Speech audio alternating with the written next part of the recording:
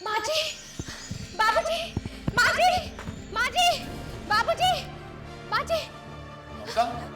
माँ जी, माँ जी, मुझे मुझे फोन आया था। हाँ बाबूजी, वो अक्षय जिंदा है, अक्षय जिंदा है।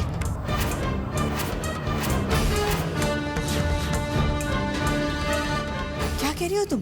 भाभी आप अचानक ऐसे? मासूमा, मैंने तुमसे कहा था ना, तुम्हारे भैया को कुछ नहीं हुआ, वो एक ना एक दिन जरूर वापस आएंगे।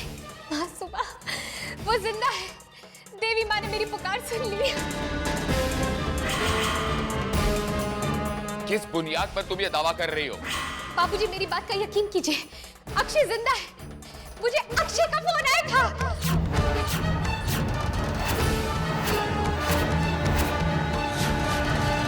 क्या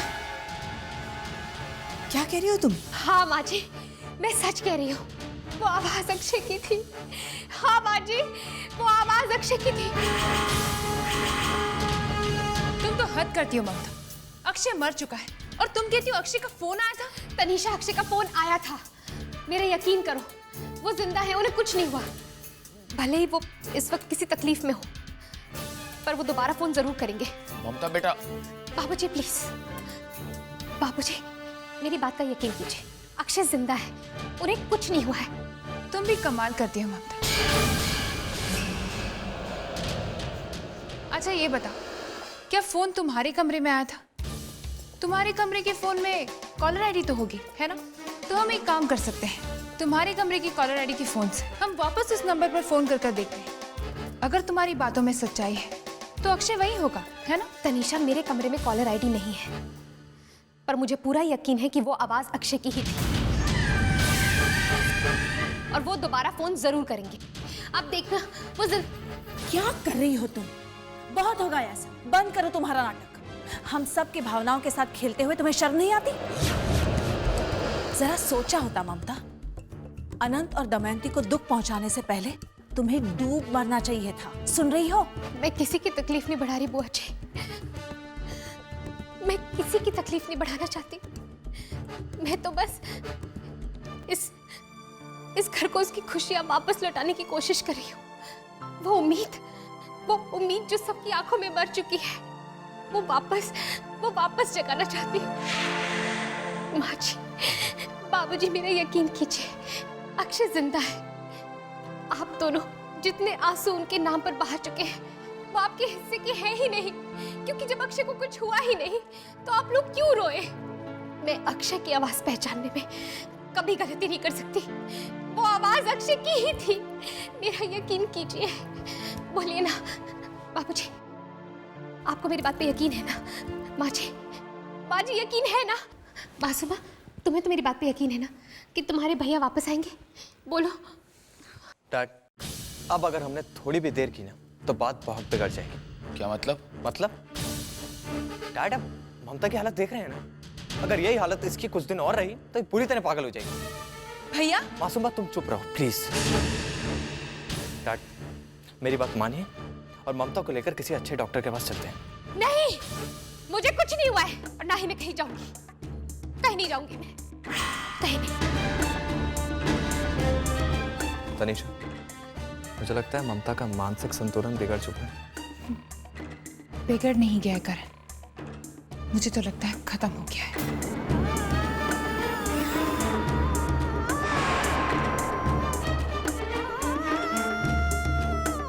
आप खुद देखना, अभी कुछ देर में उनका फोन फिर से आएगा।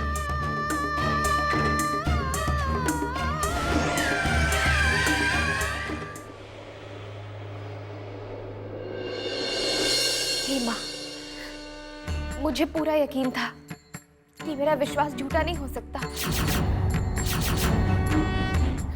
मैं जानती थी कि अक्षय जरूर वापस आएंगे। अक्षय के फोन आने से मेरा विश्वास और भी मजबूत हो गया है माँ। अब दुनिया भले ही मुझे पागल समझे, मैं जानती हूँ मेरा भगवान मुझे कभी धोखा नहीं दे सकता। मेरी आपसे बस एक ही विनती है कि बस एक बार और अक्षय का फोन आ जाए, ताकि मैं उनसे पूछ सकूं कि वो कहाँ है, मैं उन्हें सबके सामने ला सकूं। अपना आशीर्वाद ऐसे ही मुझ पर बनाए रखना माँ, बनाए रखना।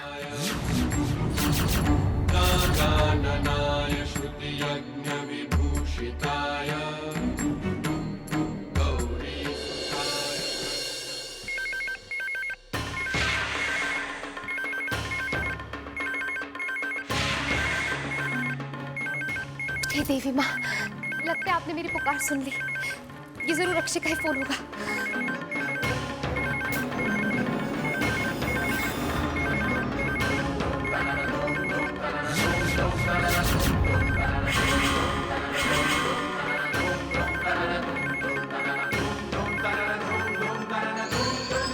Hello hello hello hello Akshay, तुम ही बोल रहे हो ना? Hello hello hello. Akshay, Akshay मैं जानती हूँ कि तुम ही हो, मुझसे बात करो प्लीज। हेलो अक्षय, अक्षय ममता। अक्षय, अक्षय तुम कहाँ हो अक्षय? हेलो अक्षय। ममता, मेरी बिल्कुल चिंता मत करो, मैं जरूर वापस आऊंगा। अक्षय, अक्षय तुम कहाँ हो Akshay? Hello Akshay, hello hello Akshay, Akshay बात करो अक्षय। हेलो माँ जी, बाबूजी सुनिए, माँ जी।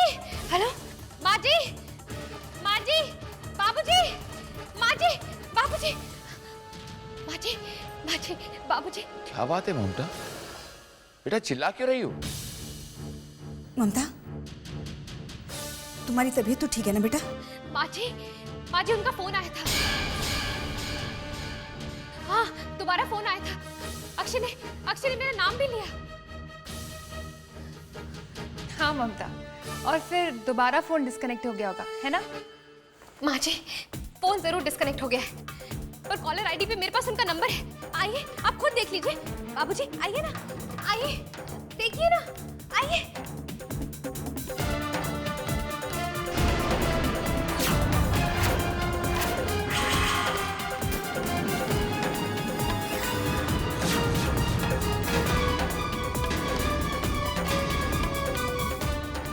ममता, तुमने अक्षय से इस फोन से बात की थी?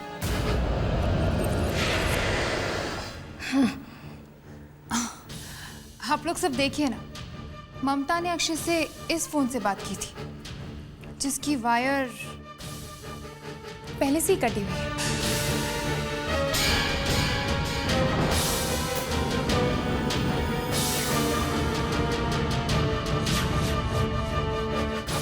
डैड, मैं आप लोगों को पहले भी कह चुका हूं, ममता की हालत ठीक नहीं है, उसे फौरन डॉक्टर के पास ले चलते। मुझे कुछ नहीं हुआ है, समझे तुम? ममता, जिन लोगों का दिमाग ठीक होता है ना, वो बिना कनेक्शन के फोन पर बातें नहीं करते, समझी?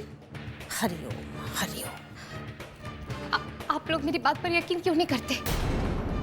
ममता, ये चिल्ला चिल्लाकर सबको इकट्ठा करके तुम सबका टाइम बर्बाद कर रही हो। देखो, अब हम सबको तभी बुलाना जब तुम अक्षय का फोन होल्ड करके रखो। अक्षय को पकड़ कर रखना ताकि हम भी उसकी आवाज सुन सके, समझ गई? बाबूजी, माँ जी, आप लोगों को तो मेरी बात पे विश्वास है ना? आप लोगों को मेरी बात पर यकीन क्यों नहीं होता? क्योंकि तुम्हारी कोई बातें यकीन करने लायक रही नहीं। क्यों करती हो तुम ऐसा? हाँ? क्यों बार बार हमारे जख्मों पर नमक छिड़कती हो? क्यों उन्हें बार बार कुरतती हो जिन्हें हम भूलना चाहते हैं?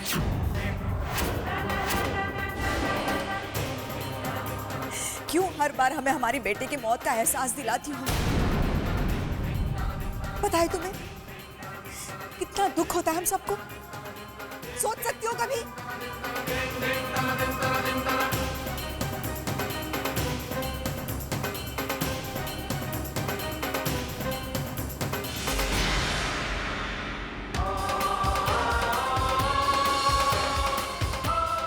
हे देवी माँ,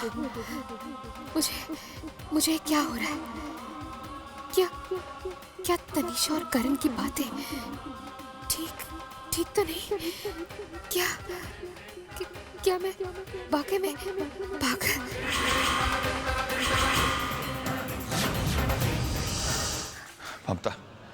ममता संभालो अपने आप को। उठो बेटा। देखो ममता, तुम्हें कुछ नहीं हुआ है, तुम चलो यहाँ से।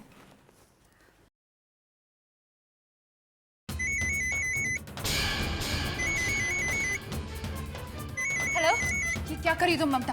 हेलो अक्षय, जी मैं जीवन इंश्योरेंस कंपनी से बोल रहा हूँ। आपको मैंने कितनी बार कहा है कि मेरे पति जिंदा है, उन्हें कुछ नहीं हुआ, हमें कोई इंश्योरेंस क्लेम नहीं चाहिए, समझे आप? ममता, बंद करो अपने पागलपन का नाटक। भगवान की कृपा से अगर अक्षय वापस आ भी गया तो इस पागल औरत को देखकर वो भी पागल हो जाएगा और उसके पास इसे धक्के मारकर बाहर निकालने के अलावा कोई चारा नहीं बचेगा। ये तो भगवान का शुक्र है कि अक्षय के पास सत्या जैसी औरत है, वरना वो तो। खबरदार तनिषा, अगर अपनी गंदी जुबान से तुमने मेरे पति अक्षय का नाम लिया तो, वरना आज तो तुमने कह दिया है, अगली बार तुम्हें कुछ कहने के लायक नहीं छोड़ूंगी मैं, समझी तुम? देखिए देखिए इस औरत को, ये पूरी पागल हो गई है। आज इसने मेरे साथ ऐसा किया है, कल किसी के साथ भी ऐसा कर सकती है। भाभी जी, ये औरत पागल हो गई है, पागल। मेरी समझ में तो कुछ नहीं आ रहा है अनंत। तुम्हारी ये पागल बहू मेरा जीना हराम कर देगी। हरिओम हरिओम। लेकिन बेटा वो इंश्योरेंस एजेंट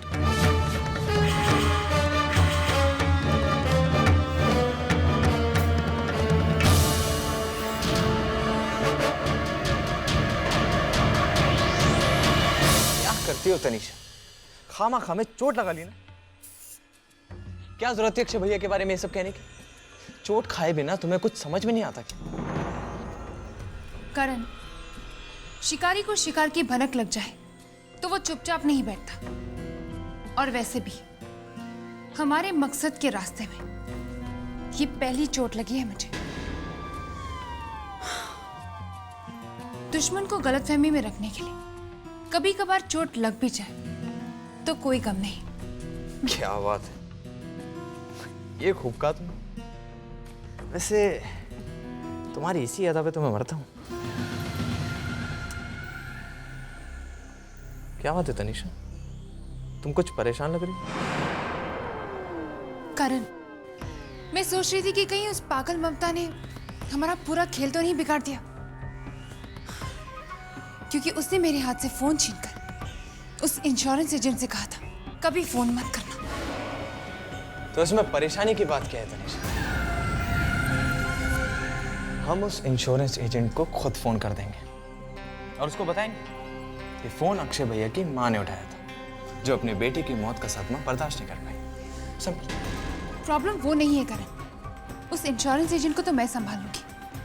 असली दिक्कत तो डैडी जी की है। डैड? हाँ करण, उन्हें शक हो गया है कि हमें इंश्योरेंस क्लेम के बारे में कुछ पता है। क्या? हाँ करण, अभी अभी वो मुझे कुछ पूछ रहे थे, लेकिन मैं उनकी बात टालकर वहां से आ गई। तनीषा, ये तो वाकई परेशानी वाली बात है। हाँ, परेशानी की बात तो है, लेकिन तुम मत घबराओ करण, इसका इलाज भी है मेरे पास।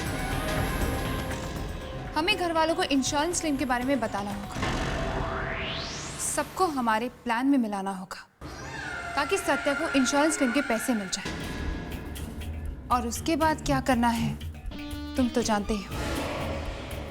ऑफ कोर्स, सत्या से पैसे छीनकर सत्या की छुट्टी।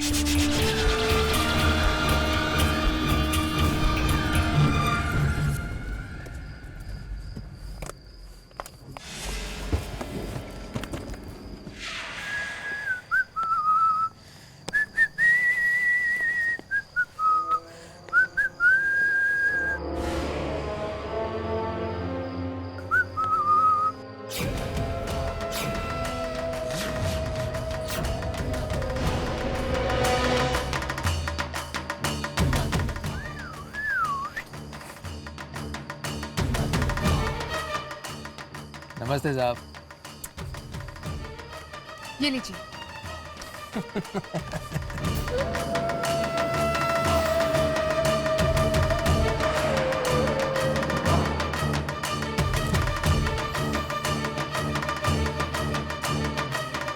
कितने भी हरे भरे बागीचों में घूमा साहब, पर इस हरियाली की खुशबू से दिल को और दिमाग को जो सुकून मिलता है ना साहब, उसकी बराबरी कश्मीर से कन्याकुमारी तक कहीं नहीं। वैसे तुमने काम बहुत अच्छा किया। ममता को पूरा यकीन है कि फोन अक्षय ने ही किया था, जबकि असलियत में फोन तुमने किया था। अक्षय की आवाज निकल।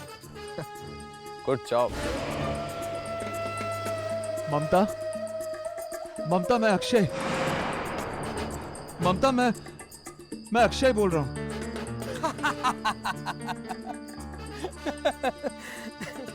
अजीब अजीब लोग भरे पड़े इस दुनिया में साहब। चलता हूँ साहब।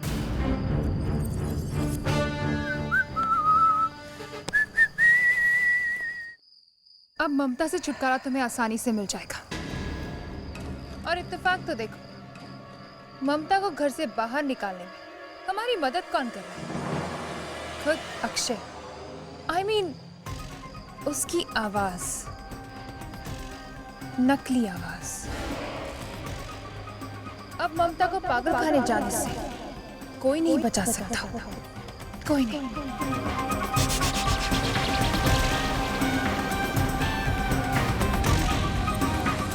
आप क्यों इतने परेशान हैं? दमयंती, तुमने शायद ध्यान नहीं दिया। ममता ने जब तनीषा के हाथ से फोन छीना था, उस तरफ से कोई इंश्योरेंस एजेंट बात कर रहा था। लेकिन हमने तो अक्षय का इंश्योरेंस क्लेम ही नहीं किया। हरिओम हरिओम, ये क्या बातें लेकर बैठ गए हो तुम दोनों? मेरी मानो तो ममता की दिमागी हालत के बारे में सोचो। अनंत, तुम्हें डॉक्टर को बुलाना ही होगा। अगर देर हो गई ना तो बात हाथ से निकल जाएगी।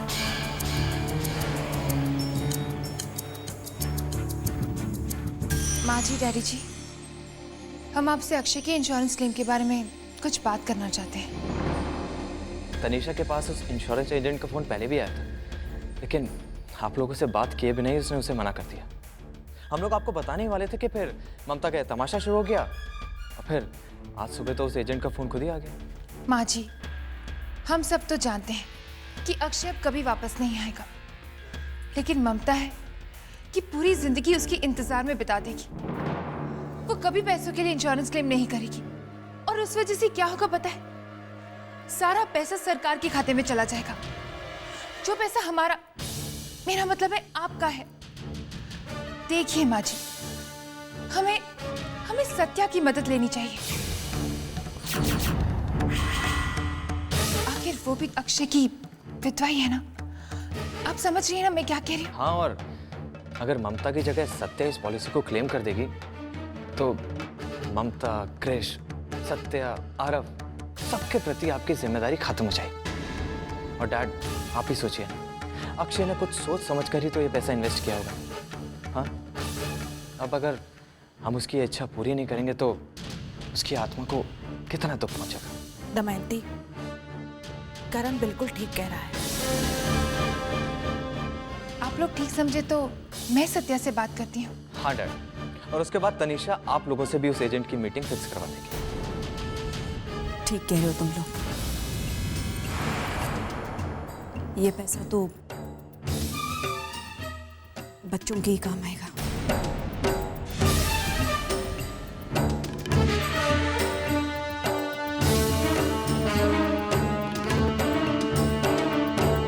देखो सत्या, बात तुम्हारे बेटे आरव और क्रिश के भविष्य की है, और तुम तो जानती हो कि इस वक्त ममता की दिमागी हालत पूरी तरह से ठीक नहीं है। अब इस हालत में वो इंश्योरेंस का पैसा क्लेम नहीं कर पाएगी। इंश्योरेंस क्लेम 1 करोड़ रुपए का है, 1 करोड़। इसलिए सत्या, हम सभी ये चाहते हैं कि अक्षय भैया का इंश्योरेंस क्लेम तुम अक्षय भैया की विधवा बनकर हासिल करो, ताकि ममता की वजह से कोई कॉम्प्लिकेशंस ना आए। नहीं,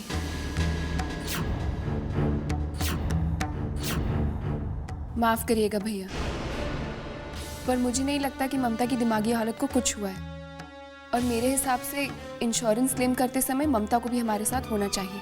सत्या, ममता तुम्हारे साथ कैसे हो सकती है? वो तो सिर्फ अक्षय का इंतजार कर रही है। वो तुम्हारे साथ कैसे आएगी?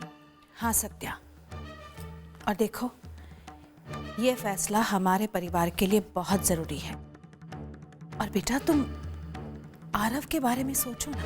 इंश्योरेंस के पैसों से तुम अपने बेटे की जिंदगी संवार सकती हो। मुझे माफ कर दीजिए बुआ जी, लेकिन ममता के साथ के बिना मैं इस घर में कोई कदम नहीं उठा सकती।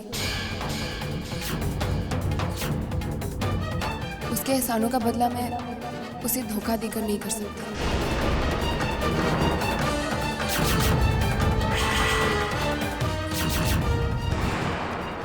सत्या कैसी बातें कर रही है? ममता को तो मैं पागल साबित कर ही दूंगी, लेकिन इसका भी कुछ परमानेंट इलाज करना ही पड़ेगा।